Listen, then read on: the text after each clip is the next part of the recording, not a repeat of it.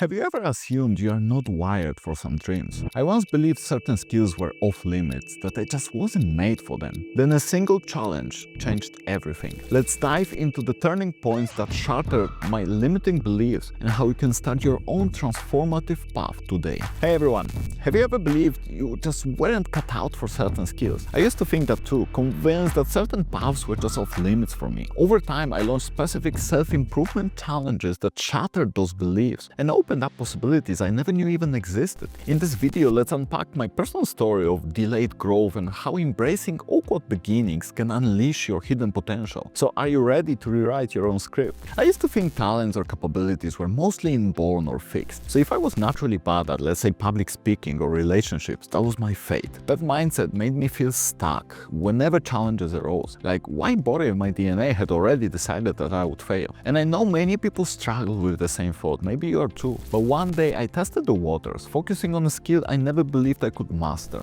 Within weeks, small wins showed me that practice beats the predetermined excuses. It was a great moment of realizing how much potential we miss by letting false narratives box us in. A big reason we remain stuck is the fear of looking dumb in front of the others. We imagine laughter or negative gossip if we stumble. Yet the reality check can be brutal but freeing at the same time. People are far too busy with their own stuff to dwell on your early missteps. Most of them will not even care or even notice that because they are too preoccupied with themselves. And if they do, it's often because they are insecure about not pushing themselves. It is often a fear that someone is trying to do what we are afraid to do that is causing us to ridicule it. Why? Because it's probably clumsy at the beginning and it falsely reinforces their thinking that this fool is trying to become someone he clearly isn't. At least I don't look like this and I don't try. But you know what? More often than not, this fool eventually gets better, and if they see it, it reinforces the jealousy that someone could be getting better at it. So giving yourself a permission to appear clumsy initially can be huge. And ironically, once you embrace that beginner labor, you advance quicker. There is no mental baggage holding you back anymore. Remember that the first step is always the most difficult, but you get better, and over time it's more jealousy than clumsiness that drives people to criticize. So don't bother too much about it and just stick to the commitment of getting better. But you'll never get better if you don't start, so it's only natural to go through these first steps, and more often than not, you will realize it actually doesn't meet the embarrassment or ridicule that you imagined earlier. The problems that we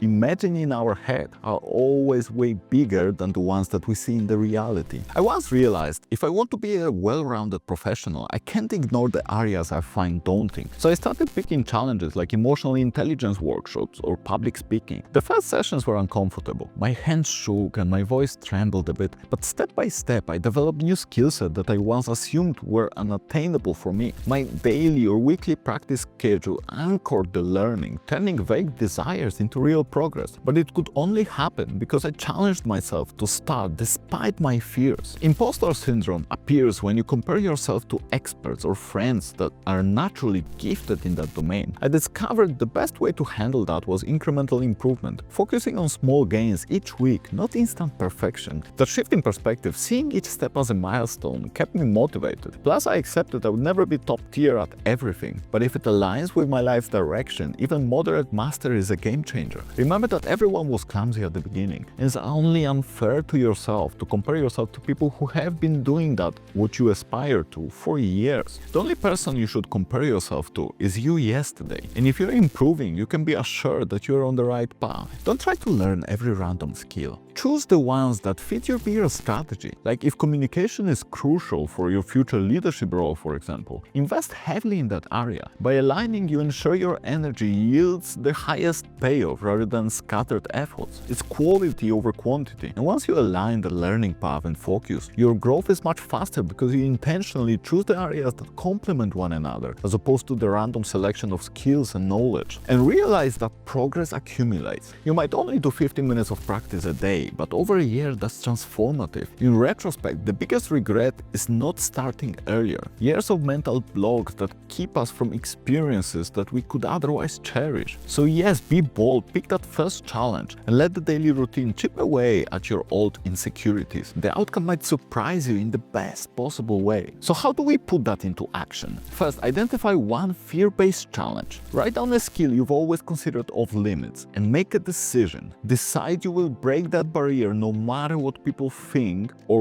what you think about yourself, and because you will do it for yourself. Then schedule micro-learning. Set a short daily or weekly session. Watch a tutorial or practice a piece of the skill. Keep track of micro-progress and do it consistently over a long period of time. Embrace the beginner phase. Give yourself explicit permission to look awkward or to make mistakes. Remind yourself how rarely others judge as harshly as you fear. And if they do, it's still more about them than you. Link it to your life strategy. Align new challenge with your broader goals. The synergy keeps you disciplined, knowing that this skill paves the way for way bigger dreams for you. Sometimes the biggest obstacle is the story we tell ourselves about what we are not meant to do. By tackling skills we find intimidating and actually seeing the progress, we discover how limitless growth can be. Small, consistent steps can collapse lifelong limiting beliefs. If there's a skill that's calling you but feels unreachable, start small and watch the magic unfold. This kind of self-improvement can redefine who you believe you are and open doors that you never realized even existed.